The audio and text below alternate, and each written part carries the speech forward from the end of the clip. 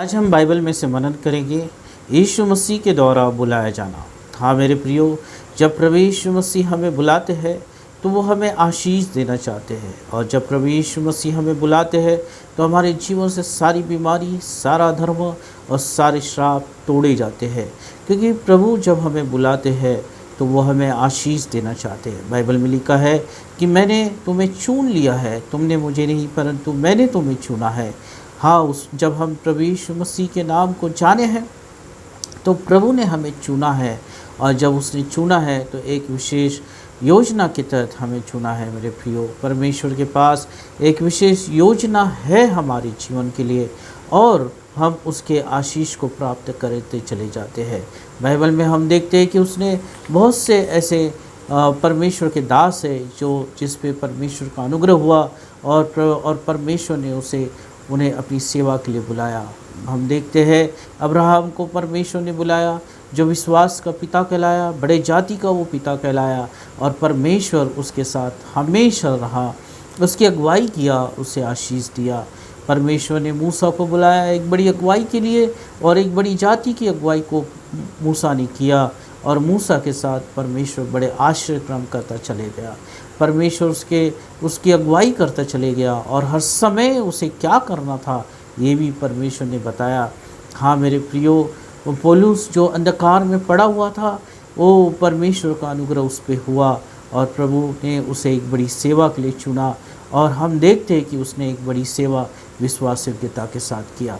आज हम प्रभु यीशु मसीह में जब पाए जाते हैं तो हम ऐसे ही पाए नहीं जाते। जब यीशु के नाम को हमने जाना है तो हम ऐसे ही नहीं जाने हैं, परंतु परमेश्वर ने हमें बुलाया है, एक विशेष योजना के साथ हमें बुलाया है। हमें ज़रूरी है कि परमेश्वर के पास हम पवित्र बन के जाए, परमेश्वर के पास हम पवित्र बन के एक नए जीवन के साथ जाए, ताकि परमेश्वर हमारे साथ बड़े आश्चर्यक्रम करे, जैसे परमेश्वर ने अपने दासों के साथ किया।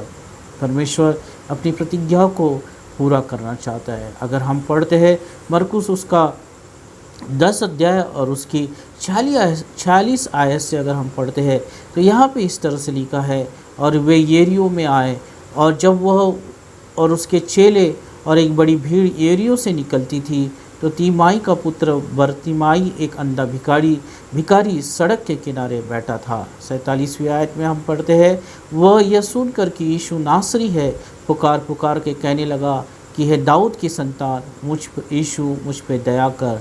48 आयत में हम पढ़ते हैं, बहुतों ने उसे डांटा कि चुप रहे, पर वह और भी पुकारने लगा कि हे दाऊद की संतान, मुझ पे दया कर। हाँ मेरे प्रियो, यहाँ पे एक भिखारी जो है सड़क के किनारे बैठा हुआ है, और उसने सुना कि प्रभु यीशु मसीह इस नगर में, इस गली में आया हुआ है, और उसने बड़े ज़ोर से पुकारा, हे यीशु दाऊद की संतान, मुझ पे दया कर।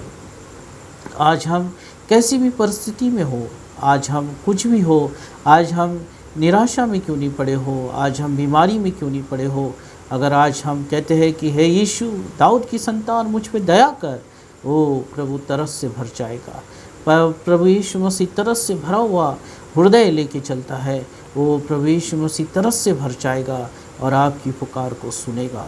उसने एक बार नहीं, उसने दूसरी बार भी प्रभु यीशु मसीह को कहा कि हे दाऊद की संतान, मुझ पे तू दया कर, मुझ पे तू दया कर। और बहुत से लोग जो उसके आजू बाजू में थे, उसने उसे डांटा, और उन्होंने कहा कि चुप रहे, तू चुप रहे और कुछ मत कह।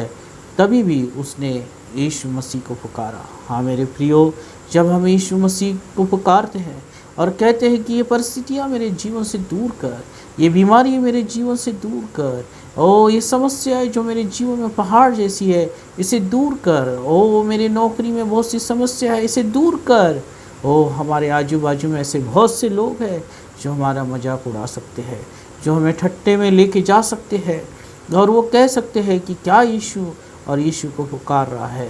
पर ये अंधा भिखारी, हम देखते हैं कि उसने फिर से यीशु को पुकारा और कहा कि हे दाऊद की संतान, मुझ पे दया कर। हाँ मेरे प्रियो, अगर आज हम लोगों पे नज़रें नहीं लगाते, और आज हम लोगों की ओर से अपनी नज़रें हटा देते हैं, जो हमें दबाते हैं, हमें गिराते हैं और वो कहते हैं कि क्या यीशु यीशु और यीशु करते रहता है और यीशु मसीह पे विश्वास करता है।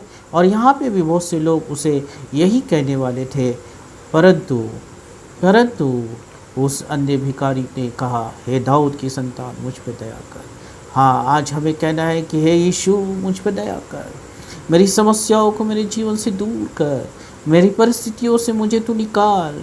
ओ मेरी अगुवाई कर, मेरे जीवन को बड़े आशीष की ओर लेके जा, मेरे जीवन को सफलता की ओर लेके जा। ओ जब मुझे नहीं समझ में आता कि मैं क्या करूं, हे प्रभु यीशु मसीह मेरी अगुवाई कर, तब प्रभु वहाँ ठहर गया और ठहर कर उसने कहा, उन 50 आयत में, तब यीशु ने ठहर के कहा, उसे बुलाओ।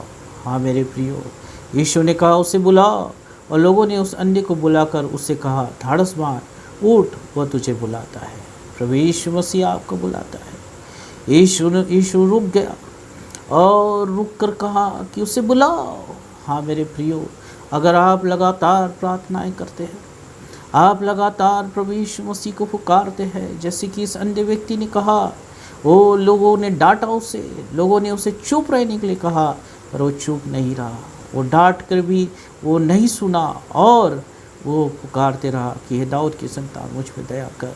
आप लगातार प्रार्थनाएं करते हैं और प्रभु से कहते कि मुझ पर दया कर, प्रभु ठहरेगा, प्रभु आएगा आपके पास और अपने हाथों को बढ़ाएगा, वो तरस से भर जाएगा और प्रभु आपको आशीष को देगा। और प्रभु यीशु मसीह वहाँ रुक गया, उसकी पुकार सुन के रुक गया। हम प्रार्थनाएं जब करते तो वो हमारी पुकार को सुनता है और वो कहता है कि उसे बुलाओ, और लोगों ने कहा उठ, वो तुझे बुलाता है। 50वीं आयत में अगर हम पढ़ते हैं, वो अपना कपड़ा फेंक कर शीघ्र उठा और यीशु के पास आया। सबसे पहले जब प्रभु यीशु मसीह ने उसे बुलाया तो उसने सबसे पहला काम ये किया कि उसने अपने कपड़े को फेंक दिया। हाँ मेरे प्रियो, वो एक वहाँ बाइबल में लिखा है कि वो एक भिखारी था जो सड़क के किनारे में बैठा था। उसने अपने कपड़े को फेंक दिया, उसने अपने पुराने जीवन को फेंक दिया, जो उसकी निशानी थी, भिखारी और अंधेपन की निशानी थी, जो सड़क पे बैठा हुआ था। उसने सबसे पहले अपने वस्त्र को फेंक दिया और यीशु के पास नया बन के गया। अगर हम प्रभु यीशु मसीह की आशीष को चाहते हैं, अगर हम चाहते हैं कि परमेश्वर हमारे जीवन में आश्चर्य काम करे, हम चाहते हैं कि प्रभु ठहर के हमारे पास आए, तो हमारे पुराने अधर्म जीवन को हमारे जीवन से दूर करना है, हमारे पापों को दूर करना है, हमारे गंदे विचारों को दूर करना है और हमारे पुराने कपड़ों को उतार देना है और प्रभु यीशु मसीह के वचन के रूपी कपड़ों को पहन के प्रभु के पास जाना है। और उसने सबसे पहले कपड़ों को फेंक दिया, उसने अपने पुराने जीवन को उतार दिया, क्योंकि उसे मालूम था कि अब मुझे यीशु ने जब बुलाया तो मेरे जीवन में यह अंधापन नहीं रहेगा। उसे मालूम था कि जब यीशु ने मुझे बुलाया तो मेरे जीवन में यह धर्म नहीं रहेगा। अब मैं अपने परिवार से दूर नहीं रहूँगा, मैं भीख नहीं मांगूंगा, मैं सड़क के किनारे पे अंधा बन के बैठूंगा नहीं। क्यों? क्योंकि आज प्रभु यीशु मसीह ने मुझे बुलाया है। वो जान गया था और उसने सबसे पहले अपने पुराने कपड़ों को फेंक दिया। हाँ मेरे प्रियो, आज प्रभु यीशु मसीह हमको बुलाता है, आज प्रभु यीशु मसीह हमारे लिए बड़ी योजना को तैयार करता है। आज प्रभु यीशु मसीह के पास हमारे लिए बड़ी आशीष है, आज प्रभु यीशु मसीह के पास हमारे लिए बड़ा आनंद है और आज वो हमें बुलाता है। क्या हम अपने पुराने कपड़ों को फेंकने के लिए तैयार है? क्या हम अपने धर्मों को दूर करने के लिए तैयार है? क्या हम उस पापों से निकलने के लिए तैयार है? अगर है तो आज यीशु बुलाता है। और जब वो यीशु के पास गया, उसने कहा कि मैं तेरे लिए क्या कर सकता हूँ, और उसने कहा कि मुझे मेरे अंधेपन को दूर कर, और उसने कहा तेरे विश्वास के द्वारा तू चंगा हो गया। हालेलुया। हाँ मेरे प्रियो, आज यीशु हमारे हृदय रूपी दरवाजे पे खड़ा है, वो हमारे दरवाजे को खटखटाता है और वो हमें बुलाता है। उसने हमें बुलाया है, उसने हमें चुना है।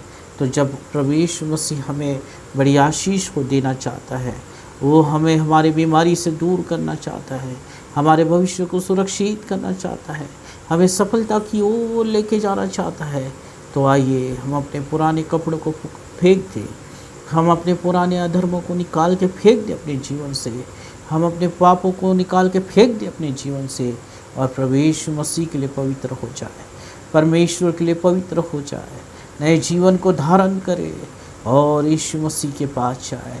यीशु से कहे कि हे यीशु, दाऊद की संतान, मुझ पे दया कर। और वो जो तरस से और कृपा से भरा हुआ है वो आप पे तरस करेगा, कृपा करेगा, अपनी आशीष को देगा, अपनी शांति को देगा, अपने आनंद को देगा, सामर्थ को देगा। और जैसे अपने दासों के साथ वो रहा और उसने अगुवाई किया उसके जीवन में, उनके जीवन में, वैसे ही वो आपके साथ रहेगा, आपकी अगुवाई करेगा, आपको कभी भटकने न देगा, पर वो सफलता की ओर आपको लेके जाएगा। एक आनंद में वो लेके जाएगा और उसका आनंद सदा तक आपके जीवन में बना रहेगा। प्रभु इस वचन को आशीष दे। आइए हम प्रार्थना करें। धन्यवाद हो प्रभु। उस अन्य ने कहा कि हे दाऊद की संतान, मुझ पे दया कर। आज प्रभु हम तुझे पुकारते हैं और कहते हैं कि हे यीशु, हम पे दया कर। आज हम अधर्म में और बीमारियों में, निराशाओं में और पापों में पड़े हुए हैं, हमें तू निकाल दे। और तू कहता है, और जब तू बुलाता है, उस अन्य भिखारी को लोगों ने कहा कि तू धाड़स मान, तुझे वो बुलाता है। उससे सबसे पहले अपने कपड़े को उतार के फेंक दिया, जो गंदे थे, जो अंधेपन के प्रतीक थे, जो भिखारीपन का प्रतीक था, उसने उसे फेंक दिया, क्योंकि उसे मालूम था कि मैं अब यीशु मसीह के पास जाता हूँ तो मेरे जीवन में अंधापन नहीं रहेगा। ओ मेरे जीवन में एक नई आशीष आएगी, ओ मेरे जीवन में एक नया आनंद आएगा और मैं चंगाई को प्राप्त करके मैं अपने परिवार में फिर से लौट जाऊँगा। अब मैं अकेला नहीं रहूँगा, मेरा अकेलापन दूर किया जाएगा, क्योंकि यीशु ने पुकारा है। हाँ मेरे प्रियो, आज प्रभु यीशु मसीह आपको पुकारता है। ओ आज आप अकेले नहीं रहेंगे। ओ आपका अकेलापन आपके जीवन पे कभी बहावी न होगा, परंतु प्रभु आपके साथ होगा। प्रभु की आशीष आपके साथ होगी, बीमारियां आपके जीवन में नहीं होगी। वो क्योंकि प्रभु ने आज स्मरण किया है, प्रभु ने आज आपको पुकारा है। यीशु आशीष कर। जो लोग बीमारी में हैं उन बीमारी से निकाल दे।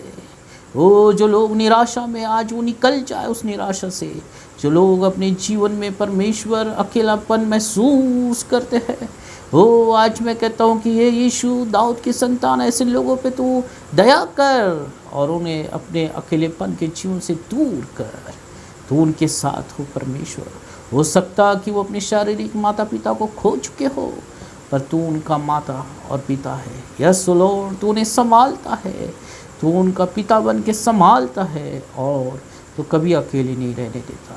यीशु दया कर, दया कर। आज जितने लोग इस वचन को सुन रहे, उस प्रार्थना को सुन रहे, प्रभु उनके जीवन में एक बड़ा आश्चर्यक्रम होने दे। फिर से परमेश्वर तेरी आशीष को देखने पाए, ऐसा तू होने दे। हालेलुया। आशीषित कर यीशु के नाम से, आमीन।